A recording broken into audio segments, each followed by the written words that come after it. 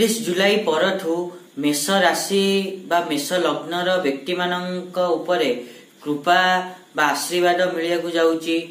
एहा एथिपई होउची कारण 31 जुलाई रु नेकी 24 अगस्त जाए शुक्र मेष राशि व्यक्ति मानकर पंचम भाव में गोचर करिवे, जेउथारे कि पूर्वरु बुध ग्रह रहिछि। शुक्र एवं बुध मिलित होई लक्ष्मी नारायण जोग बनाउचंती, जहाँकि एक शुभ जोग अटे। नमस्कार, मु सुभाषिष पुंथे स्वागत करछि मो यूट्यूब चैनल को।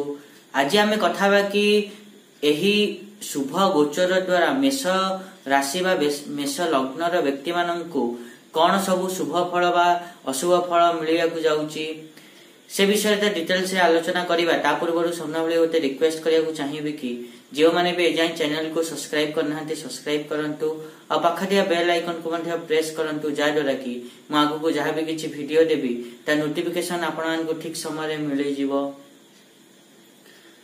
जदि आमे मेष राशि बा मेष लग्न कथा कहिबा ताहाले शुक्र तो पंचम भाव में जो गोचर करूचंती ता द्वारा आपण माने मेष राशि व्यक्ति माने पाठ पढ़ारे भल प्रदर्शन करिवे, प्रतियोगिता रे सफलता पाइबे एवं संतान सुख मध्य प्राप्त करिवे। जो मानक संतान अछि एवं संतान मानक प्रगति मध्य हबो, संतान मानक तरफ शुभ समाचार मध्य मिली पारे। तापरे जो माने प्रेम संपर्क रे अछंती तांकर प्रेम संपर्क मधुर हबो एवं जदि जो माने नाहंती तांकर किछि नुवा प्रेम संपर्क गढ़ी उठी पारे। तापरे जदि कथा हबा ताहले जो माने कला क्षेत्र रे अछंती तांको मध्य शुभ फल मिलिबो। जो माने शेयर मार्केट रे काम करचंती तांको मध्य शुभ फल मिलिबो। ता सहित जो माने आईटी सांबादिकता करचंती बा मीडिया फील्ड रे अछंती तांको मध्य शुभ फल एही समय रे मिलिबो। तापरे 11 अगस्त रे मूलरू माने 31 जुलाई रु आरंभ रु ही आपण मानकर जो शुक्र अछंती से केतुर नक्षत्र रे गोचर करिवे। एहा द्वारा आपण मानको कोर्ट कचेरी रे सफलता मिलिबो, ता सहित प्रतियोगिता रे सफलता मिलिबो, स्वास्थ्य लाभ हबो। किंतु आपण मानकर छोटो मोटो किछि दुर्घटना हेई पारे, ता प्रति ध्यान देबे। तापरे 31 अगस्त रु आपण 31 कोची 11 अगस्त रु आपण मानकर शुक्र निजर ही नक्षत्र रे गोचर करिवे। एहा द्वारा आपण मानक घरे किछि मांगलिक कार्य हेई पारे, उत्सव हेई पारे।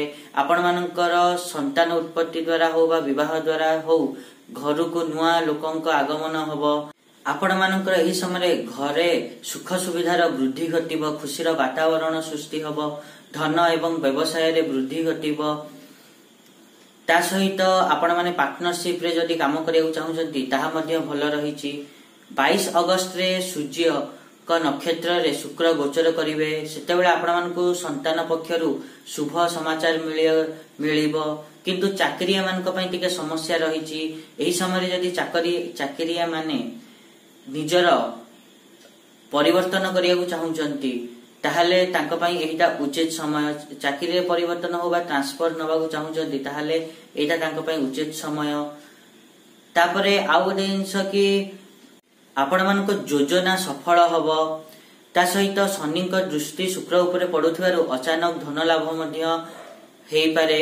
ता सहित किंतु गोटे जिंस अछि कि आपण मानको निकटीय भाई बंधुक सहित मनमालिन्य बा दूरता बढ़ी पारे, ता प्रति ध्यान देबे। एतो थिला शुक्रर गोचर मेष राशि व्यक्ति मानक पई किपरि रहिबो। आशा करिवे कि मु जा कहिली आपण माने ठीक रे बुझी पाथिबे। आ जदि वीडियो भल लागिछि ताहले निहात रूपे वीडियो को लाइक करंतु, शेयर करंतु और चैनल को सब्सक्राइब करिया पई तो जमाई भूलंतुनी। आज पई एतिकी, देखा नेक्स्ट वीडियो रे। रहुछि, नमस्कार।